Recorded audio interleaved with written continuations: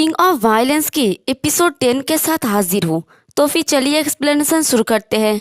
Episode की शुरुआत में हम देखते हैं कि सोनसियोक ने चोइसियोक को बहुत बुरी तरह से पीटा होता है और उसके गले को पकड़ के रखा होता है। तो बेचारा चोइसियोक कहता है कि मुझे छोड़ दो, प्लीज मुझे जाने दो। तो सोनसियोक हंसते हुए कहता है कि अगर मुझे पता होता कि फाइटिंग अरीना इतना मजेदार है तो मैं पहले ही आ गया होता। मैं नहीं जानता था कि स्टूडेंट काउंसिल के कमीने इतने कमजोर होते हैं। तभी फाइटिंग अरीना के अंदर रेफरी आते हुए कहता है कि हद से ज्यादा मत जाओ कमीने, डींगे हाँकने से पहले तुम्हें अपने लेवल पर किसी से फाइट करना चाहिए। और इस रेफरी की भी बॉडी काफी अच्छी है। तो उसे देखकर सोनसियोक चोइसियोक को छोड़ देता है और कहता है कि खैर हम दोनों के पास बताने के लिए बहुत कुछ है ना? लेकिन अब हमें क्या करना चाहिए? सिर्फ हम ही बचे हैं। जरा चारों तरफ देखो, यहाँ तक कि बचे हुए कुछ स्टूडेंट भी यहाँ से चले गए हैं।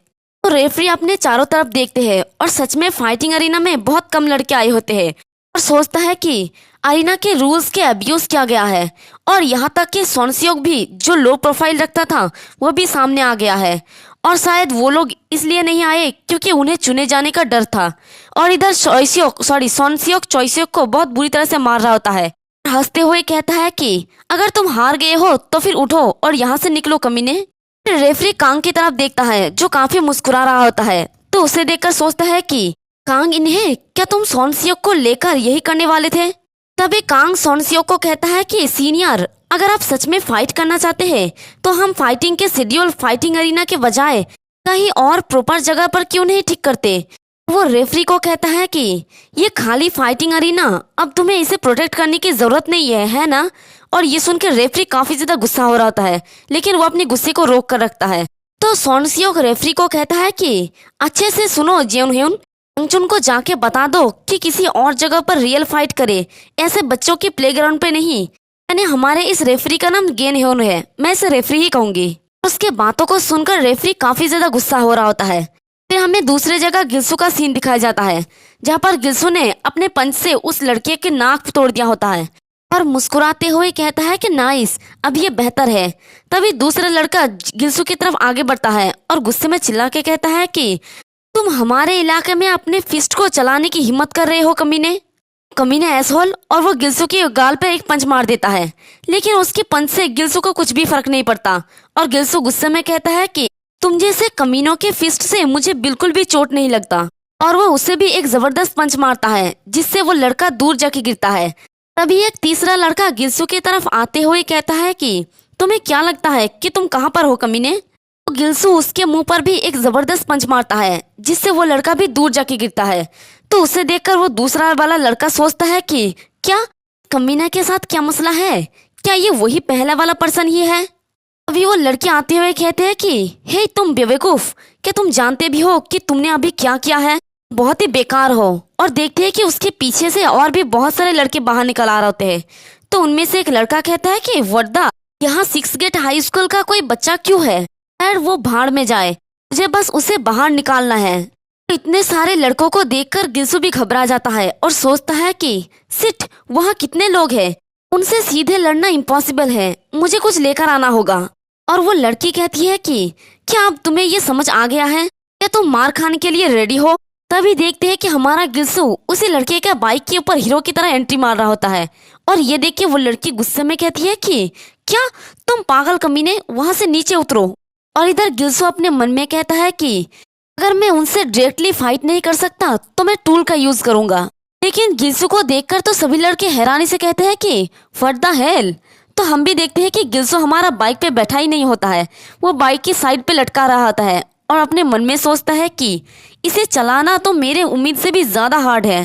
और उसका ऐसा हाल देख के वो सब लोग हंसने लगता है और मजाक उड़ाते हुए कहता है कि उसे ड्राइव करने के लिए स्ट्रगल करते हुए तो देखो, ये बहुत ही क्यूट है, मुझे तो उसे सिर्फ देखने से ही शर्मिंदा महसूस हो रहा है। पर तभी गिल्सू बाइक को छोड़ देता है और वो बाइक सीधे उन लड़कों के बीच से गुजरता है। तो इससे वो लड़के दोनों तरफ साइड हो जाता है। और गिल्सू कहता है कि क्या मैंने एक बार भी कहा कि मैं उस पर राइड करने वाला हूँ? मेरे रास्ते से हट जाओ तुम कमीने। और वो उन सबको पीटते हुए बीच में से गुजर जाता है। तो पीछे से सब लोग कहता है कि अरे कोई तो पकड़ो उस कमीने को। और गिल्सू भागते हुए सोचता है कि ठीक है, कम से कम मैं उस सिचुएशन से तो बच गया। अगर मैं उन कमीनों से 1-on-1 फाइट करता तो शायद मैं जीत सकता था। मैंने कभी नहीं सोचा था कि मैं फाइटिंग अरीना को इतना मिस करूंगा। बट तभी वो ये सोचते ही कहता है कि रुको एक मिनट, और वो अपने सामने लंबे से बिल्डिंग को देखता है और कहता है कि भले ही ये फाइटिंग अरीना ना हो, और वो उस बिल्डिंग के अंदर चला जाता है। तो उसके पीछे पीछे सारे लड़के भी उस बिल्डिंग के अंदर चला जाता है। सीढ़ी से ऊपर आते हुए कहता है कि क्या हमने उसे पकड़ लिया? तो देखते हैं कि हमारा गिल्सू सीढ़ी के ऊपर खड़ा होता है फाइटिंग की पोजीशन में और कहता है कि यहाँ आओ, अब मुझसे लड़ो कमीनो। तो ये देख के एक लड़का कहता है कि जब ये कमीना अपना जान बचा करने के लिए भाग रहा था तब शायद उसका सिर पे चोट लगा होगा।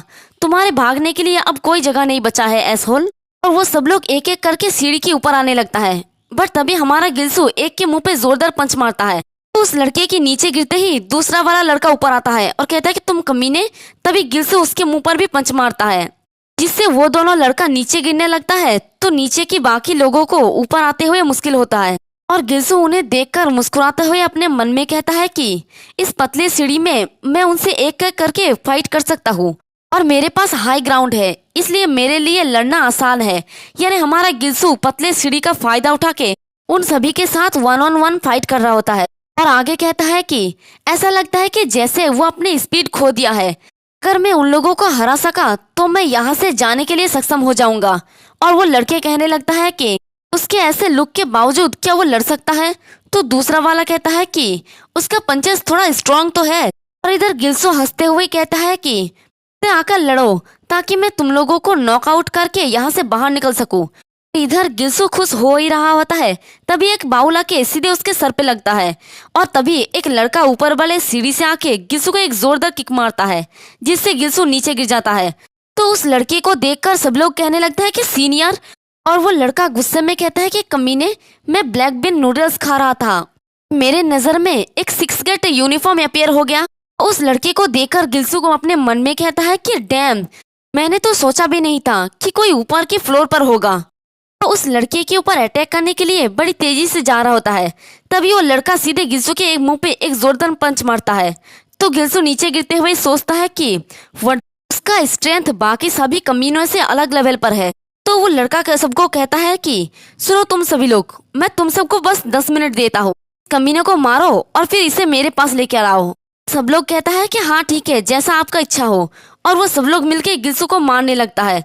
तो वो लड़का वहां से जाते हुए कहता है कि मैंने उस कमीने की वजह से ब्लैक बीन नूडल्स का एक कटोरा बर्बाद कर दिया, बस इसे 5 मिनट में फिनिश करो। गिल्सू बेचारा बुरी तरह से मार खा रहा होता है। तो वो उस लड़के को देखकर अपने मन में कहता है कि सिर्फ एक ही कमीना बाहर आया, लेकिन उसके वजह से इन कमीनों की हिम्मत वापस आ गया। वे एक लड़का गिल्सू को बैट से मारने के लिए आता है और दूसरा लड़का गिल्सू के ऊपर किक मारते हुए कहता है कि ये जिद्दी कमीना बास्टर्ड। तो गिल्सू उनके लात और घुसे को अपने दोनों हाथों से कवर कर रहा होता है, यानी ब्लॉक कर रहा होता है और सोचता है कि इन लोगों से लड़ने से मुझे कुछ भी हासिल नहीं होगा। फिर देखते हैं कि वो लड़का नीचे आ रहा होता है सीढ़ी से और कहता है कि उफ, ये न्यू फास्ट यार बिल्कुल भी भरोसेमंद नहीं है। ऐसे लूजर से निपटने के लिए उन सभी का जरूरत हो रहा है। और इधर देखते हैं कि गिल्सू उन सभी लड़कों से बचते बचाते हुए और उन्हें पीटते हुए नीचे की तरफ आ रहा होता है।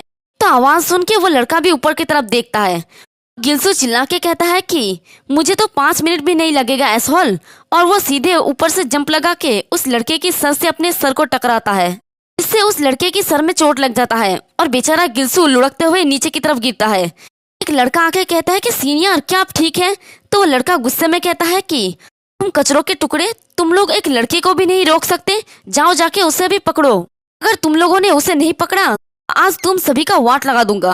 गिल्सू उन्हें देखकर हंस रहा होता है और मौका मिलते ही उस बिल्डिंग से बाहर निकल आता है और सोचता है कि फाइनली मैंने ये कर दिखाया, अब मुझे बस पीछे की एंट्रेंस पर जाना है। और उसे सामने एंट्रेंस नजर आता है जो खुला हुआ होता है गेट। तो ये देखिए कहता है कि मिल गया वो रेयर एंट्रेंस। बट तभी उसे पीछे से एक बाइक का आवाज आता है। ये सुन के गिल्सू सोचता है कि ये साउंड सिट एक और मोटरसाइकिल। तो वो बाइक वाला लड़का सीधे गिल्सू के सामने आके खड़ा होता है। तो उसे देखकर गिल्सू सोचता है कि वर्दा। तो देखते हैं कि उस लड़के ने अपने बाइक के पीछे उस लड़के को बांध कर रखा होता है जिसका ये बाइक होता है और हंसते हुए कहता है कि ये तुम ही हो है ना जिन्होंने हमारे छोटे प्यारों को पीटा है। वाह, मैं तो बिलीव नहीं कर सकता कि वो लोग तुम्हारे जैसे एक लूजर से हार गए।